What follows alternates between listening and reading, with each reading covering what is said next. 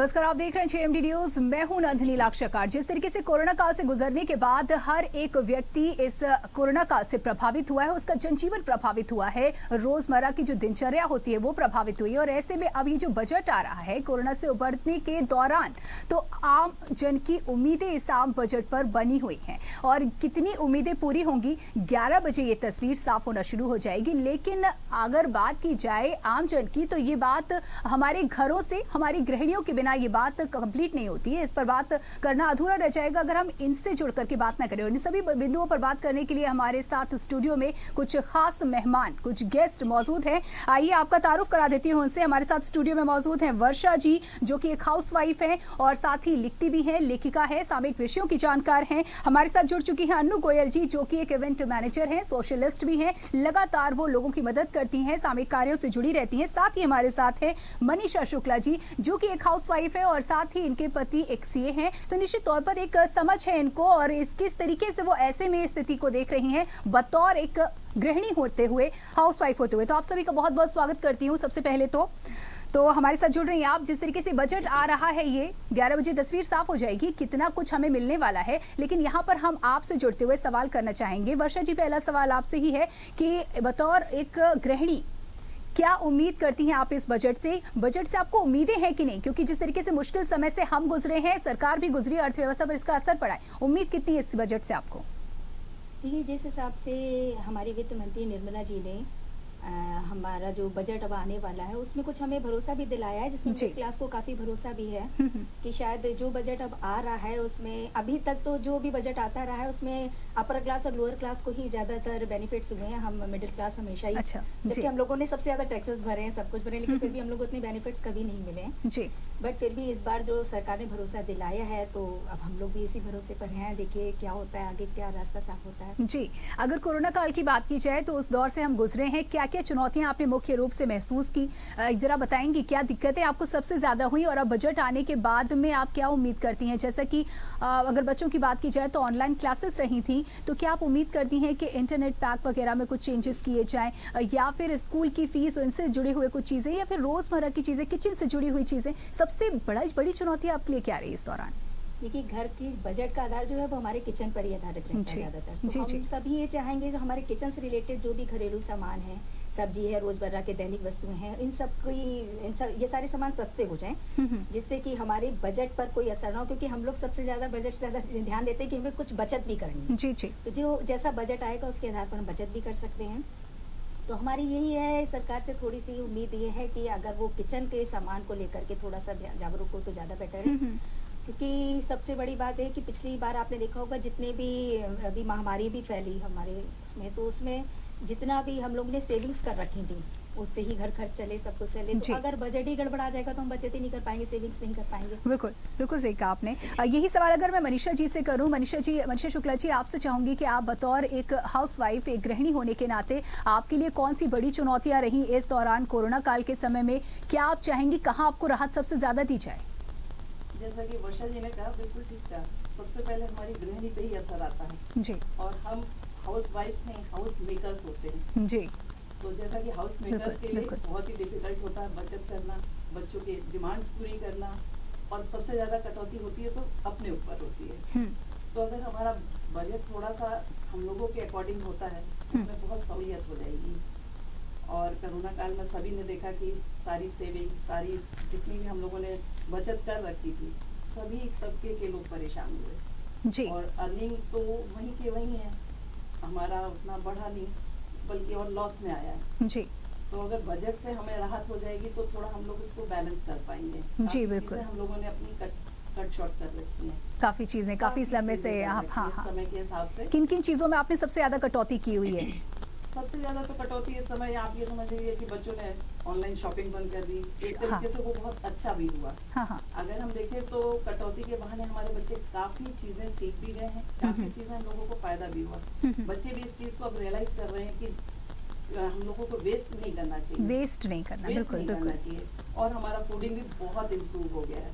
अच्छा, जैसा कि बच्चे पहले बाहर भागते थे। हाँ। अब सारी चीजें वो बच्चे भी समझते कि नहीं अननेसेसरी इतना मंगाने से कोई फायदा नहीं, मम्मा घर पे जो बनेगा वही खाएंगे। हाँ, तो घर पे तो ये जो बनाने का जो चलन शुरू हुआ है, निश्चित तौर पर अब घर का जो हमारा राशन है उस पर भी असर पड़ा है। वो पहले से कहीं ना कहीं खपत बढ़ी होगी, गैस का खर्च बढ़ा होगा, जिस तरीके से पकवान बढ़े। इधर गैस को लेकर के भी शिकायतें लगातार आ रही हैं, जो सब्सिडी है बंद हो गई है सिलेंडर पर, घरेलू गैस पे लगभग बंद ही होती जा रही है, धीरे धीरे इस तरीके से कम कर रहे हैं, धीरे धीरे मार की जा रही है। इस पर क्या कहना है?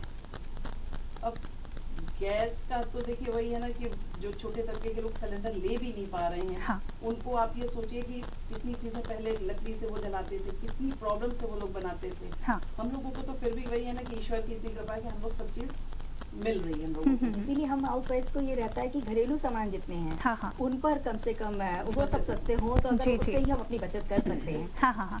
यहाँ पर मैं अनु जी से भी सवाल करना चाहूंगी। अनु जी, जैसा कि आप एक इवेंट प्लानर भी हैं और सोशलिस्ट भी हैं, लगातार लोगों की मदद करती हैं, इस दौरान लोगों से मिलने के दौरान मदद करी जैसा कि आपने, जहाँ तक मैं जानती हूँ, तो क्या क्या परेशानियां लोगों की आपने देखी, तो आप चाहेंगी कि बजट में इन परेशानियों पर फोकस किया जाए, किस तरीके से और क्या मदद की जाए?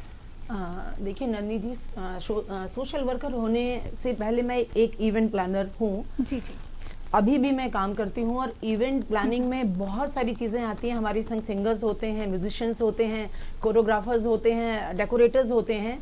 कोरोना टाइम में सबसे ज़्यादा प्रॉब्लम हम इवेंट मैनेजमेंट के लोगों को करनी पड़ी। ये बिजनेस बिल्कुल बैठ सा गया और बैठ सा गया, रादर भूखों मरने की नौबत आ गई। बहुत सारे कलाकार ऐसे हैं, लेकिन क्या था कि सिर्फ भीख मांग नहीं सकते हैं, बिल्कुल ठीक है ना, क्योंकि हमारा जो ज़मीर है वो इसको अलाउ नहीं करता है। तो उस टाइम में हम लोगों ने एक दूसरे की मदद करने की कोशिश करी। एक हम लोगों ने आर्टिस्ट वेलफेयर एसोसिएशन भी बनाई, जिसमें हम लोगों ने कोशिश की कि जो बड़े इवेंट प्लानर्स हैं, जो साल भर इन आर्टिस्टों से कमाते हैं, इस टाइम में उनको मदद कर सके और कोशिश करी। लेकिन देखिए क्या होता है कि इतना बड़ा सागर है, अगर हम बूंद बूंद से डालेंगे तो सिर्फ घड़ा ही भर पाएंगे, सागर तो बहुत बड़ी बात है। तो इस सिलसिले में मैं सरकार का इस तरफ एक उनके चाहूंगी कि वो इस तरफ भी निगाह करें और आर्टिस्टों के लिए जो कि जिनके लिए कोई पेंशन नहीं है, कोई सैलरी नहीं है, वो अपना अगर शोज होते हैं तो उनकी अर्निंग होती है, नहीं होते तो नहीं होती है। लॉकडाउन में वो सब कुछ बंद था। तो मैं चाहती हूँ कि सरकार इस तरफ कोई ठोस कदम उठाए और आर्टिस्टों की मदद करे और उनके लिए कोई एक बजट निकाले कि भाई हर आर्टिस्ट को हम देंगे। क्योंकि हम ऐसा नहीं कि सिर्फ हम पब्लिक का, सरकार भी बहुत सारे कल्चरल प्रोग्राम्स करती है, हम उनको भी एंटरटेन करते हैं।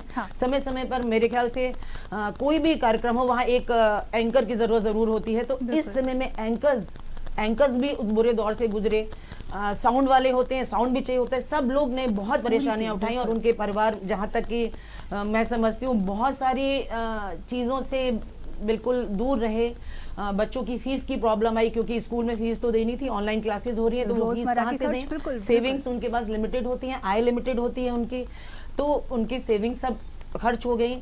तो मेरी बिल्कुल गुजारिश है सरकार से कि वो इस आर्टिस्टों के लिए एक बजट जरूर कुछ निकाले, ऐसा प्रोविजन करिए कि उनको कोई तकलीफ ना हो जी। और रही बात सोशल वर्क की, तो हाँ मैंने मदद की, मैं करती हूँ, अक्सर करती हूँ। और उस समय में देखिए जहाँ तक कोरोना के अगर कुछ हमारे फायदे रहे, कुछ नुकसान भी रहे, तो मुझे लगता है कि उसने हमें स्वावलंबी बना दिया, हमें आत्मनिर्भर बना दिया। क्योंकि जो चीजें हम बाहर से लाते थे उनको हमने घर में करना शुरू कर दिया और वहाँ हमारी सेविंग्स हुई। देखिए खर्चे ज्यादा तो नहीं कहूंगी मैं कि बहुत ज्यादा खर्च हुआ, हाँ हमारी सेविंग्स खत्म हो गई, बल्कि खर्चे सीमित हो गए और हमने सीमित आय में रहना सीख लिया। क्योंकि हमारी आउटिंग बंद हो गई, मूवीज देखना बंद हो गया, आप बाहर, पेट्रोल का खर्चा आपका बचा, ठीक है गैस का बढ़ा तो पेट्रोल का खर्चा भी बचा आपका। बिल्कुल, आपकी गाड़ियां बाहर नहीं निकल रही है तो क्लीनर्स नहीं आ रहे हैं आपके यहाँ। तो ये बैलेंसिंग। इस वक्त मैं आपको रोकना चाहूंगी, इस बीच बड़ी खबर एक आ रही है दिल्ली से, ये बड़ी खबर जहां कैबिनेट की अहम बैठक जो कि हो रही थी वो पूरी हो गई है, खत्म हो गई है। संसद भवन में ये कैबिनेट की बैठक चल रही थी, तो कुछ ही देर में अब बजट पेश होगा। इस वक्त की बड़ी खबर दिल्ली से, संसद में चल रही मंत्रिमंडल की बैठक कंप्लीट हो चुकी है, कैबिनेट की अहम बैठक खत्म हो गई है। संसद भवन में ये कैबिनेट बैठक हो रही थी जो कि खत्म हो गई है और अब से कुछ ही देर में बजट पेश किया जाएगा। दिल्ली से इस वक्त की बड़ी खबर आ रही है, कैबिनेट की अहम बैठक खत्म। संसद भवन में हुई ये कैबिनेट बैठक जो कि पूरी हो गई है और अब से कुछ ही देर में बजट पेश किया जाएगा। तो बड़ी खबर इस वक्त की दिल्ली से आपको बता रहे हैं, कैबिनेट की अहम बैठक खत्म हो चुकी है। तो बैठक जो चल रही थी संसद में और वो कंप्लीट हो चुकी है। लंबे एक के बाद एक प्रोसेस है जो कंप्लीट होता जा रहा है। बजट को पेश करने से पहले जिस तरीके से राष्ट्रपति से अनुमति ली गई, अब अगर बात की जाए तो ये बैठक, मंत्रिमंडल की बैठक जो कि पूरी हो चुकी है और अब से कुछ ही देर में 15 मिनट में 11 बजे यानी कि बजट को पेश किया जाएगा। और तस्वीरें जो उम्मीद जिस पर हम लगातार चर्चा कर रहे हैं, बातचीत कर रहे हैं, ये उम्मीदें कितनी पूरी होंगी, ये तस्वीर अब साफ होना शुरू हो जाएगी। तो वापस हम मुद्दे पर आते हैं। जिस तरीके से आपने कहा कि काफी चीजें अच्छी भी हुई, काफी चीजें चुनौतीपूर्ण रही, कुछ नई चीजें सीखी, आपने बचत करना सीखा। मैं चाहूंगी कि आप इसे कंप्लीट करें, आगे बढ़ाएं, बताएं। हाँ, जहाँ तक बचत का सवाल है तो मैं बताऊंगी कि बहुत सारी बचत हुई, क्योंकि आप घर के बाहर नहीं निकल रहे थे तो आपका वॉशिंग पाउडर छोटी सी चीज होती है घर की, आपकी वॉशिंग मशीन बहुत कम चल रही है, आपकी इलेक्ट्रिसिटी सेव हो रही है। तो छोटी छोटी चीजें अगर हम देखें तो मुझे नहीं लगता कि बहुत ज्यादा नुकसान हुआ। हमारा एक तो मॉरली हम लोग बहुत टूट गए, जो कि हम लोग को हमेशा लगता है कि अरे ये नहीं हुआ तो अब कैसे, ये कैसे होगा। तो मेरी कोशिश यही रहती है कि ये कैसे होगा को हम लोग मुमकिन करके दिखाएं। और कोशिश रहती है उसमें बहुत सारी जो मेरी संस्था एक संरक्षण, उसमें जो महिलाएं हैं, पुरुष हैं, वो सब सहयोग भी करते हैं कि नहीं चलिए अगर आपने इस चीज को किया है तो हम लोग भी कोशिश करेंगे। और उस समय में मैंने सहयोग के रूप में अपनी महिलाओं को बहुत सारी चीजें हस्तशिल्प की बनानी सिखाई। हम लोगों ने प्लांटेशन किया, उसमें हमने ऐसे पौधे लगाए जो कि हमें कोविड से बचा भी रहे थे और हमारे लिए किचन के उसमें सहयोग भी कर रहे थे। तो छोटी चीजों से हमने सेविंग्स भी करी। और जो जहाँ जरूरी था, जैसे कि आपका इंटरनेट का खर्चा बढ़ा, बिकॉज ऑनलाइन सब कुछ काम हो रहा है, हाँ। तो उसमें खर्च करना भी मुनासिब था और वो खर्च करना पड़ा। मुझे लगता है उस चीज ने हमको बहुत डिजिटली स्ट्रांग भी बना दिया जी, जिसके लगातार प्रयास चल रहे थे और एकदम से सिचुएशन ही ऐसी आगे करनी पड़ेगी। मैं बिल्कुल, बहुत आपने बारीकी से, खर्चों में तो कोई कटौती नहीं मेरे हिसाब से। अर्निंग अगर बंद हो गई हम लोगों की तो उसने आम आदमी की कमर तो तोड़ी थी। हाँ, क्योंकि जो आ रहा था वो बहुत ज्यादा अमाउंट था और जो बचत हो रही थी वो कम थी। हालांकि बचत से खाते, जी बिल्कुल अपना घर चलाते ऐसा। हाँ जी बिल्कुल। अनु जी, जिस तरीके से आपने तमाम बारीक बिंदु यहाँ पर पेश किए कि देखिए किस तरीके से बिजली का खर्च, पेट्रोल का खर्च बचा, तो कहीं बिजली का, मतलब कुछ चीजें अगर वहाँ चीजें कम हुई तो यहाँ बैलेंस हुई। ये भी एक अच्छी बात है, पॉजिटिव चीजों पर भी फोकस करने की जरूरत है। लेकिन चुनौती तो देखिए लगातार बनी रही है। जिस तरीके से अगर आपकी सोर्स ऑफ अर्निंग ही रुक जाए, बंद हो जाए, तो कैसे मैनेज किया जाएगा? नंदिनी जी, मैं इंटरप्ट करना चाहूंगी यहाँ पर आपको कि गृहिणी जो होती है, जहाँ बजट की बात हो रही है, तो गृहिणी सबसे पहले घर का बजट ही बनाती है और उसमें सेविंग्स भी एक बहुत बड़ा पोर्शन होता है कि हम सेविंग्स कैसे करें, जैसे मनीषा जी और वर्षा जी ने बताया है। तो मुझे लगता है कि हमें किसी भी समय में, किसी भी मुसीबत में हर तरह से लड़ने के लिए तैयार रहना चाहिए। ठीक है, ये कोविड था, मैं आपसे एक प्रश्न करती हूँ कि सपोज हमारे घर का मेन अर्निंग मेंबर अगर बीमार हो जाए और 8-10 महीने के लिए बिस्तर पे हो जाए तो हम कैसे मैनेज करेंगे? हर चीज के लिए हम सरकार हमारी मदद करे, हमें खुद भी तो कुछ तैयार होना चाहिए ना। तो अगर सपोज ईश्वर ना करे ऐसा हो, लेकिन अगर हो जाए तो हम उस चीज से कैसे फाइट करते? तो ये छोटी सी कोशिश है कि सेविंग्स हमारी इतनी होनी चाहिए हमारे पास कि भाई ठीक है, बहुत सारे लोग हैं जो रोज कमाते हैं, रोज खर्च करते हैं, लेकिन कम से कम हम मध्यम वर्गीय लोगों के पास इतनी सेविंग तो होनी चाहिए कि अगर इत्तेफाक से हमें एक साल के लिए कोई प्रॉब्लम आ जाए तो हम उसको फेस कर पाएं। जी, बहुत जरूरी बात की। देखिए, घर के बजट से बात अगर की जाए तो इसको कंपेयर किया जा सकता है हमारे देश के बजट से भी। जिस तरीके से आपने कहा कि इतना सेविंग कितनी हो सकती है या कितनी दिन हम खा सकते हैं, यहाँ पर अगर सरकार की बात की जाए, इसके बजट की भी, तो यहाँ पर भी यही कहा जा रहा है कि जिस तरीके से कोरोना की वजह से लॉकडाउन लगा था, इकोनॉमी इसी वजह से ध्वस्त हुई, तो कितनी प्रिपरेशन सरकार की उस वक्त होनी चाहिए थी। अब जबकि सरकार ने भी मार खाई है जिस तरीके से लॉकडाउन की वजह से, कोरोना काल की वजह से, तो आपको उम्मीद कितनी है, सरकार कितनी मजबूत स्थिति में है मदद करने के लिए? तो वही सवाल लौट करके आ गया कि इस बजट से लगातार हालांकि आश्वासन दिया जा रहा है कि सबकी जो मांगे हैं और सबकी जो उम्मीदें वो पूरी होंगी, लेकिन आपको अंदर से क्या महसूस हो रहा है? वाकई में उम्मीदें पूरी होंगी क्या? ये प्रश्न किसका है, किससे है? अनु जी, आपसे ही है। आपसे शुरुआत कर लेते हैं, तीनों से पूछेंगे, सभी से पूछना है। ये प्रश्न मुझसे है। देखिए, उम्मीदों पे तो दुनिया कायम है और सरकार से उम्मीदें हर साल होती है बजट में। किन्हीं मुद्दों पे सरकार खरी उतरती है, किन्हीं मुद्दों पे नहीं होती है। लेकिन देखिए, हम लोग जो मानव प्रवृत्ति है ना, हम लोग कभी सेटिस्फाइड हो ही नहीं पाते हैं। हम लोग को लगता है अगर ये हो गया, अरे ये हो जाता तो और अच्छा होता, और अगर ये भी हो जाता तो बहुत ही अच्छा होता। तो मैं चाहूंगी बाकी जो मेरे संग बैठे हैं, मेरी मित्र लोग, मनीषा जी, वर्षा जी, वो इस बात पे प्रकाश डाले कि सरकार से क्या उम्मीदें उनको हैं। जी मनीषा जी, आप इसे, हाँ चलिए वर्षा जी आप बताइए। सरकार ने भी आर्थिक चुनौतियों का सामना किया, इस बात को मैं भी एग्री करती हूँ।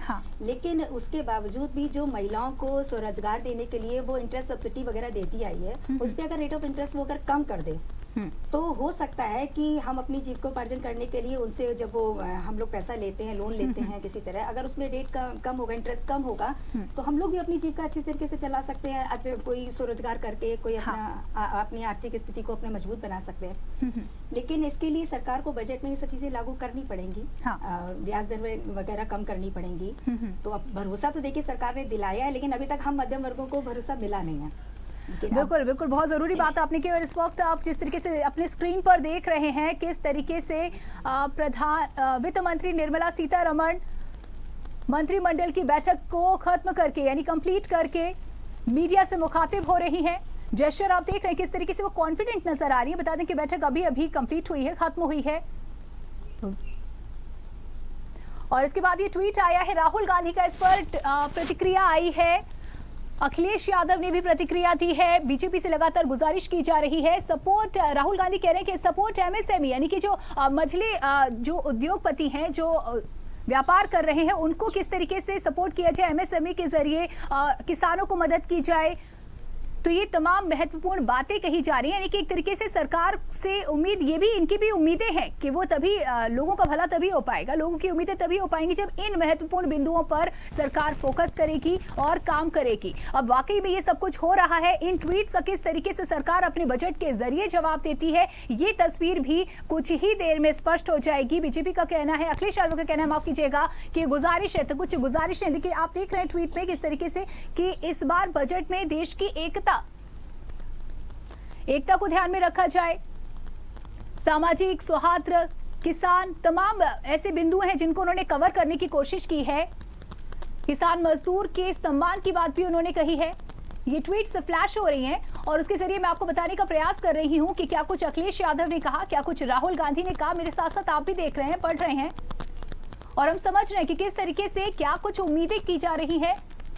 ये विपक्ष की उम्मीदें हैं, ये विपक्ष की प्रतिक्रिया बजट के आने से पहले, बजट वाले दिन, आम बजट के दिन। तो हर वर्ग को कवर करने का प्रयास किया अखिलेश यादव ने अपने ट्वीट के जरिए। महिलाओं की भी बात वो कर रहे हैं, किसान की बात कर रहे हैं, मजदूरों की बात कर रहे हैं।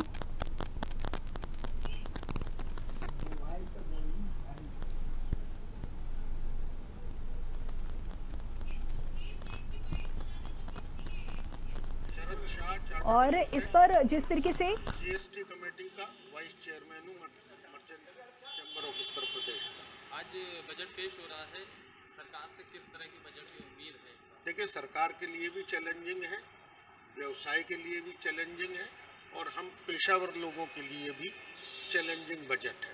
इसमें कोई दो राय नहीं है कि कोविड के बाद गवर्नमेंट के ऊपर बहुत बड़ा चैलेंज है कि बजट ऐसा लाया जाए जिससे सभी पक्ष संतुष्ट रहें। तो हम दो तीन चीज़ों की अपेक्षा कर रहे हैं। पार्टनरशिप में कुछ कर में रियायत, कोविड के नाम से सरचार्ज कुछ न कुछ अवश्य आएगा, क्योंकि इकोनॉमी को देखते हुए हमको देश में बैलेंसिंग की आवश्यकता है। धन्यवाद।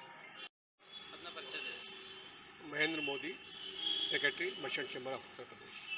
बजट पेश हो रहा है, किस तरह के बजट की उम्मीद है सरकार से इस बार? कि हमें बजट में मिडिल क्लास टू किसान पर ज़्यादा फोकस होना चाहिए। लोगों की अपेक्षाएं भी इसी ओर है कि मिडिल क्लास जो कि पिसा जा रहा है, अपर क्लास को तो कोई दिक्कत नहीं है, जो लोअर क्लास है उनके लिए सरकार ने ऑलरेडी बहुत सारी स्कीमें चला रखी हैं, उनको हर तरह की सुविधाएं हैं। मिडिल क्लास ही एक ऐसा क्लास है जो कि हर तरफ से पिसता है, तो उसको ज़रूर राहत मिलनी चाहिए। उसको राहत केवल टैक्स के स्लैब से हो सकती है। और किसान, क्योंकि आजकल आंदोलन भी किसान चल रहा है, काफ़ी किसानों का आंदोलन भी चल रहा है, तो किसान को भी इसमें खेती के लिए, खेती हमारा मूल आधार है, खेती को यदि थोड़ा सा पुशअप मिल जाएगा इस बजट के अंदर, तो हम समझते हैं कि भारत की जो आर्थिक स्थिति है, जो इकोनॉमी है, उसमें सुधार आ सकता है। सरकार को किस सेक्टर में सबसे ज़्यादा ध्यान देने की ज़रूरत है? निश्चित रूप से। अपना नाम और पद बता दें। मैं मुकुल टंडन, अध्यक्ष merchant chamber of Uttar Pradesh. आज बजट पेश होने वाला है 12 बजे। कोरोना काल के बाद ये बजट हो रहा है, तो व्यवस्था पूरी तस्वीर का चुकी, किस तरह की उम्मीद है बजट आने की? कोरोना से बहुत उद्योग, व्यापार और आम जनता सभी बहुत सफ़र की है, तो सभी को बहुत आशाएं हैं इस बजट से और उम्मीद है कि हमारे वित्त मंत्री जी और प्रधानमंत्री जी ने इस पे ध्यान दिया होगा और उसी हिसाब से बजट में ऐसे प्रावधान आने चाहिए जिससे आम जनता को और उद्योग को और व्यापार को राहत मिले। और सबसे बड़ी बात हमारी नज़र में ये है कि कुछ इस तरह के कदम सरकार को इस बजट में उठाने चाहिए जिससे कि एक डिमांड बढ़े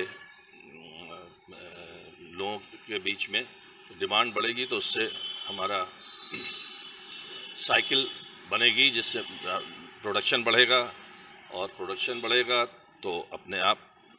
बजट आज पेश हो रहा है, किस तरह के बजट की उम्मीद है? देखिए, ये बड़ा ऐतिहासिक बजट होने वाला है। पिछले लगभग 70 सालों में पहली बार पेपरलेस बजट की कल्पना की गई है और पेपरलेस बजट का अर्थ समझिए आप कि on a real time basis हर व्यक्ति के पास बजट की पहुंच जाएगी। वो उसको डाउनलोड कर सकता है, उसको पढ़ सकता है, अपने विचार रख सकता है। इसलिए पहली बात ये पेपरलेस बजट है जो कि ऐतिहासिक है। नंबर 2, आज हमारे देश के सामने जो संकट हैं वो 3-4 प्रमुख हैं। एक आपने कहा बेरोजगारी का, हम मानते हैं बेरोजगारी का है, मगर नए जो रोजगार के नए आयाम सृजन किए जा रहे हैं उनकी तरफ भी ध्यान देने की आवश्यकता है। कोविड के ऊपर विश्व में हमने एक मिसाल कायम करी कि किस प्रकार हमने इस एक पेंडेमिक को कंट्रोल किया, ये ऐतिहासिक है। और इस बार बजट में हम अपेक्षा करते हैं कि इसके ऊपर खर्च को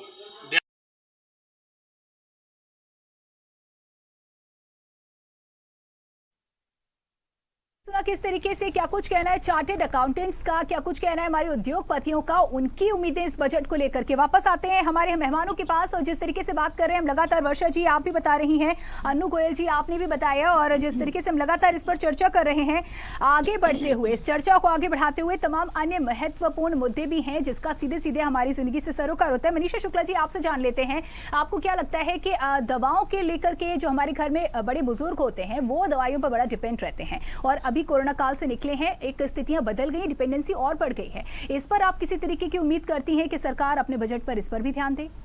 बिल्कुल, बहुत जरूरी है। मेडिकल लाइन में तो देखिए हर चीज में दवाइयाँ इतनी महंगी हैं जी कि हमारा आम जनता बिल्कुल अफोर्ड नहीं कर सकती। हम लोग तो फिर भी है कि जैसे होता है मैनेज हो जाता है। हाँ। लेकिन गरीब तबका जो हमारे यहाँ वर्कर्स आते हैं उनकी बातें सुनने के बाद यही लगता है कि वो ज्यादातर बिलीव करते हैं कि नेचुरोपैथी पे रहें, क्योंकि वो दवाई इतनी महंगी दे देते हैं डॉक्टर की वो जाना ही नहीं चाहते। जी जी। तो उसमें कुछ चीजें तो इतनी बढ़ा लेते हैं जिसकी वजह से मेडिकल का तो एक रिक्वेस्ट बल्कि है जी जी जी जी कि मेडिकल के लिए तो बहुत सारी होना ही चाहिए इसका मतलब। अनु जी आप क्या कहेंगी इस पर? दवाइयों के लिए आपको क्या लगता है कि बजट में कुछ आ सकती है, कुछ उम्मीदें हैं आपको कि दवाइयाँ सस्ती हो जाएं, खासतौर पे हमारे जो वरिष्ठ नागरिक हैं, घर के जो बुजुर्ग हैं? अनु जी क्या कह रहे हैं आपका? देखिए, वरिष्ठ नागरिक हर परिवार में होते हैं और देखिए इसमें दो चीज़ें आती हैं। एक जैसे सेक्टर होता है हमारा इंश्योरेंस का सेक्टर है, उसमें भी अगर आप देखा जाए तो जब भी जितना एज बढ़ती जाती है आपके प्रीमियम्स बढ़ते चले जाते हैं, राइट। उसमें कोई फैसिलिटी नहीं होती। तो मैं एक बार ये कहूँगी कि हमारे बल्कि उल्टा होना चाहिए कि जो बड़े लोग हैं उनका प्रीमियम कम कर दें, क्योंकि ऑलरेडी उनके लिए एक्सपेंसेस करना बहुत मुश्किल हो जाता है क्योंकि वो रिटायर हो चुके होते हैं, पेंशन पे हो रहे होते हैं। और दवाइयाँ उनकी लाइफ में बहुत इंपॉर्टेंट रोल रखती है, क्योंकि जितना मैं आजकल समझती हूँ 45 के बाद हर इंसान को बीपी की या शुगर की दवाइयाँ खानी पड़ती है, कंटिन्यू लेना है, ये चलती रहती हैं। मैं वही बता रही हूँ कि आप उसको क्या कहते हैं, वहाँ पर बड़े लोगों के लिए अगर हम देखा जाए तो सरकार ने अभी एक योजना चलाई भी थी जिसके तहत सबके ट्रीटमेंट हो रहे थे, लेकिन उसमें भी क्या होता है कि अगर आप जाइए हॉस्पिटल्स में तो वो आपको मिसगाइड कर देते कि अरे नहीं इसके लिए तो ये चीज़ होनी ज़रूरी थी और ये चीज़ होनी ज़रूरी थी। तो मैं ये चाहूँगी कि एक तो हमारे बुजुर्गों का जो अगर एक ओल्ड एज में जाके अगर वो कुछ इंश्योरेंस या कुछ ऐसा हेल्थ इंश्योरेंस टाइप का चाहते हैं तो वहाँ प्रीमियम कम होना चाहिए उन लोग का। प्लस उन लोग के लिए एक्स्ट्रा कुछ अगर कर सकती है सरकार तो अलग से एक health centre just for senior citizen बना दे तो हो सकता है उनके लिए सुविधा हो, क्योंकि उनको कहीं किसी भी पब्लिक प्लेस में जाना, उनको बचाना, बहुत सारी चीजें होती हैं। तो उसके लिए मेरी सरकार से यही गुजारिश है कि वो उनको अलग से कुछ फैसिलिटीज प्रोवाइड करें। और इस बीच बड़ी खबर आ रही है, आपको बता दें, इस बीच बड़ी खबर दिल्ली से, ये बड़ी खबर, कुछ ही देर में पेश होगा आम बजट। इस वक्त की बड़ी खबर दिल्ली से। कुछ ही देर में पेश होगा आम बजट। पीएम मोदी, गृह मंत्री अमित शाह संसद पहुंचे। वित्त मंत्री निर्मला सीतारमण भी पहुंची संसद। बड़ी खबर इस वक्त की दिल्ली से। कुछ ही देर में आम बजट होगा पेश। पीएम मोदी, माननीय सभासदों, पहुंचे, साथ ही माननीय अध्यक्ष जी,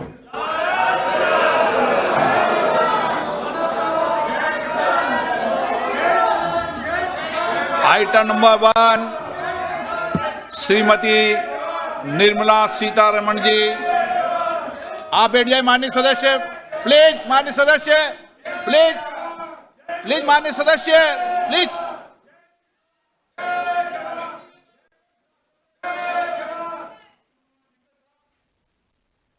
धन्यवाद जी। ऑनरेबल आपको बोलने का मौका दूंगा बजट के बाद, माननीय वित्त मंत्री जी। Honourable speaker, I present the budget for the year 2021-2022. As introduction, Honorable Speaker, the preparation of this budget was undertaken in circumstances